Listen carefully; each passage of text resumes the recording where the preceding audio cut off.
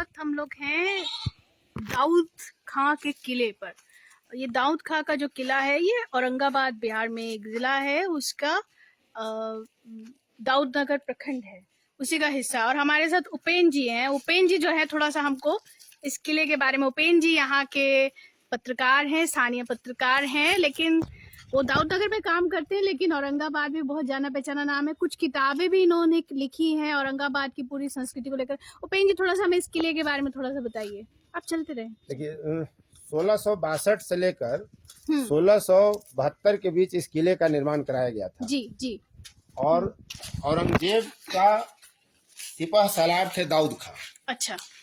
तो दाऊद खां को औरंगजेब ने बिहार का पहला गवर्नर नियुक्त किया था और उनको पलामू किला फतह करने का आदेश दिया गया था। जब वो पलामू किला फतह करने निकले तो रास्ते में उनको कोठी और कुंडा दो किला पर भी कब्जा करना पड़ा।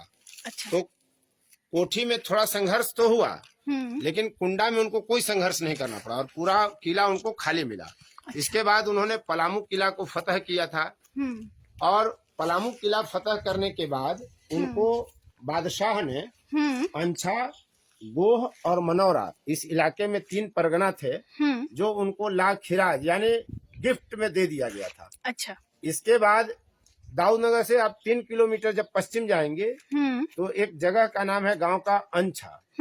तो उस समय मुगल काल से ही एक कहावत चली आ रही थी कि अंछा पार जब गए भदोही तब जानो घर आए बटोही।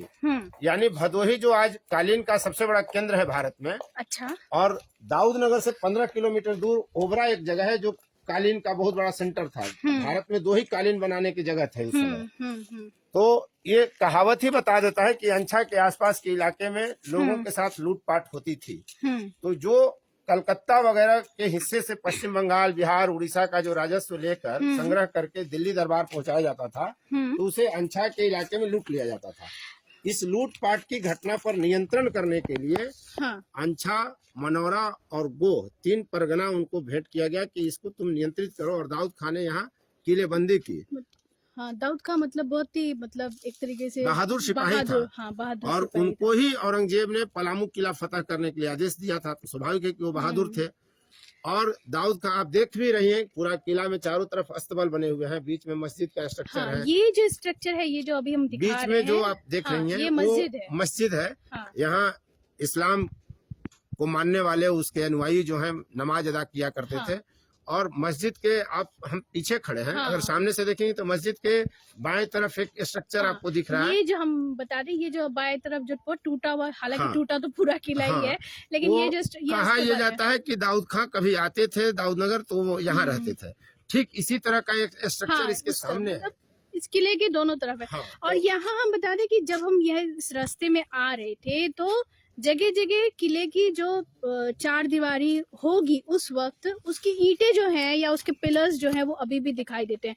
अब ये किले के बारे में लोग बहुत ज़्यादा नहीं जानते। और आप देखिए कि एक तरफ से, इस तरफ से और दूसरी तरफ बस ये एक पासर्स बाय या एक पैदल चलने वालों का एक तरीके से हिस्सा बन गया।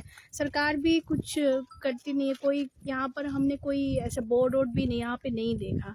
कुछ घोषणा हुई है उपेन जी? बिहार सरकार ने यहाँ व्यवस्था करी थी, 4 दीवारी का कुछ निर्माण हुआ है। अच्छा। और आप ये जो नया स्ट्रक्चर देख रही हैं, पैदल फुटपाथ बनाया गया है। मॉर्निंग वॉक करने यहाँ की महिलाएं, यहाँ के पुरुष आते हैं सुबह में। लेकिन किले को संरक्षित करने के लिए कुछ नहीं है, क्योंकि आप 4 गार्ड रखा गया था ताकि इसको लोग शौचालय का इस्तेमाल न करें। अच्छा। यहाँ इसका खुला शौचालय के रूप में इस्तेमाल होते रहा है। जिस पर रोक के लिए यहाँ 4 गार्ड रखे गए थे, उनको पैसा नहीं मिला, अंततः वो व्यवस्था भी खत्म हो गई।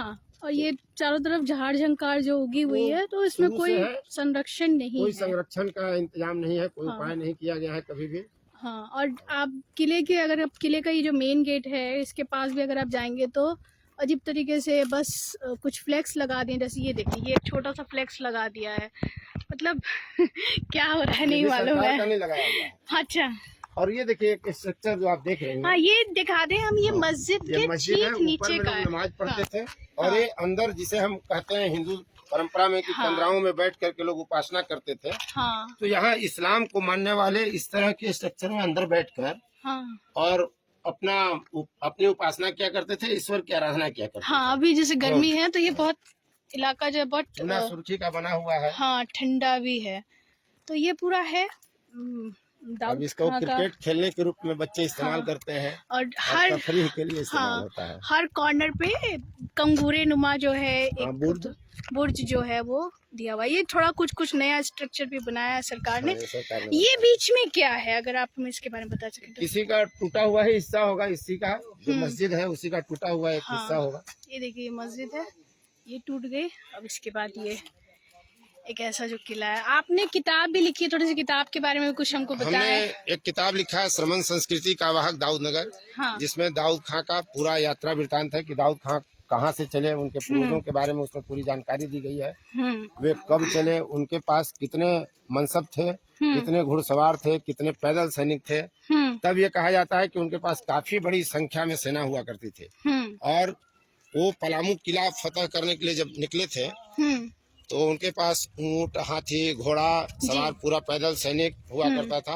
और वहाँ उन्होंने राजा के सामने शर्तें भी रखी थी कि तुम इस्लाम कबूल कर लो तो हम हमला नहीं करेंगे। जिस पर मेदिनी राय उस समय का तत्कालीन राजा थे पलामू के, उन्होंने इससे परहेज किया, माना नहीं, और नतीजा वहाँ पर फिर हमला हुआ। और पलामू किला भी इसी का है। कहा यह जाता है कि फिर यहाँ से दाऊद खां रोहतास किला पर भी आक्रमण करने गए थे। अच्छा। जो रोहतास जिला में है, शाहाबाद क्षेत्र में। हाँ। तो वहाँ जब वो गए थे हमला करने, तो वो रोहतास किला चढ़ नहीं सके थे, उनकी उम्र काफी हो गई थी तब। और रोहतास किला के नीचे अकबरपुर एक जगह है, वहीं पे उनका कब्र है। हाँ, अकबरपुर हम अपने लोगों को बता दें कि अकबरपुर जो है, अकबरपुर बाजार से ही आप रोहतास किला जा सकते हैं। रोहतास किला का जाने का जो जगह है वो बहुत ही मुश्किल जगह है, मतलब वो पहाड़ी पर है, इस वजह से ज्यादातर लोग नहीं जा पाते। हालांकि वहाँ के लिए कहा जा रहा है कि अगले साल तक वहाँ रोपवे शुरू हो जाएगा। तो ये आप लोग इस किले के बारे में कुछ जानते हैं? अच्छा, आप लोग ने, हाँ, सब बूढ़ा लोग बता सकता है। अच्छा, चलिए तो उपेंद्र जी बूढ़े हैं, ये घोषित हो चुका है। अच्छा, आरा जिला से बारात में आए। तो देखिए बारात में भी लोग घूमने आते हैं।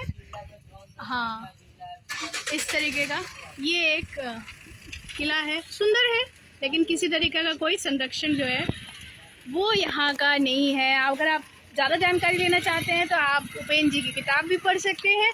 और क्या दाऊद नगर में और भी चीज़ें हैं घूमने के लिए?